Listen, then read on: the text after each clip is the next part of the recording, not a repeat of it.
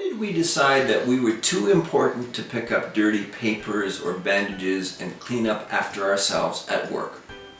And that housekeepers and EVS techs were invisible people who didn't count? If you think maybe it's time to change all that, then please listen to this. Hi, this is Brian Lee, healthcare's engagement expert and founder of Custom Learning Systems. This Freedom to Clean tutorial is number 8 and the final in our 8-part series called the License to Please Empowerment Bundle, and another way we model our vision of kindness care everywhere. I'm not sure housekeepers ever grew up dreaming in grade school of graduating to clean rooms and hallways in hospitals. Yet what they do matters. They sanitize, they disinfect, they save lives, they make it safe for everybody, and they truly are lifesavers. But they can't always be everywhere all the time, and sometimes they need your help. Freedom to clean, we're all housekeepers. Question for you. With the serious risk of hospital-acquired infections and the high importance of a sterile environment, why have we allowed the culture in some hospitals to see housekeeping as invisible and less than important? My point is, we're all housekeepers.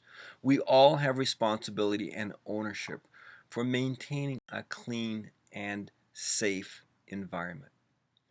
Now, to be successful clean team members that I'd like to describe, we're all clean team members. We all need to prepare to take personal action if anything about a patient's room is unclean. We need to report or immediately deal with excessive dust, spoiled food, dried spills, unsightly stains on walls and floors or ceilings, or a mess under a bed only seen once it's moved. Anyone and everyone may report unclean patient rooms or bathrooms or messy public areas to housekeeping at once.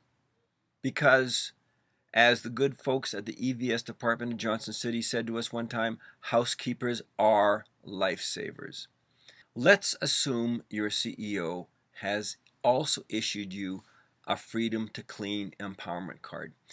By the way, if you missed the quiet webinar, you'll see on the screen here your license to silence, which again, really you don't need a CEO to issue, just take ownership. All change begins, folks, with awareness. The awareness by all of us, the potential for hospital-acquired infection requires constant vigilance and immediate action for cleanliness. Quick little story: a panicked young employee charges into the CEO's office with a report of an overflowing toilet. "What can we do about this?" he asked. The CEO gets up, says, "I'll show you. Come with me." Goes to the supply closet, gets buckets and mops, leads the young staffer in cleaning up the situation himself. Folks, everybody's responsible for a clean hospital. Cleanliness matters. It's a matter of life and death. We're all housekeepers, and housekeepers truly are lifesavers. To summarize, we'll never solve our cleanliness problems until we all own them.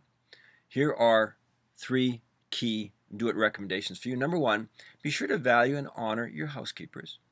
Number 2, acknowledge the hard work they do and the invaluable role they play. And 3, by word and deed, let them know you too are a housekeeper. Well, thanks for listening. To support you in your goal of transforming your culture of renters to owners and patient advocates, I'd like you to have this License to Please toolkit.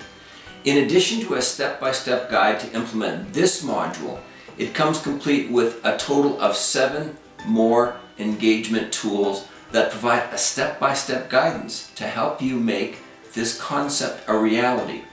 Yours, just for the asking, by checking on the link below. If you feel this video has created value for you, please like and subscribe to our learning channel and join our kindness care movement. Post any ideas or questions or topic suggestions you have in comments, and please feel free to share this video with your peers and caregivers as much and as often as you want. Thanks so much for watching. This is Brian Lee, healthcare's engagement expert, saying, let's go spread kindness care, and let's do it everywhere.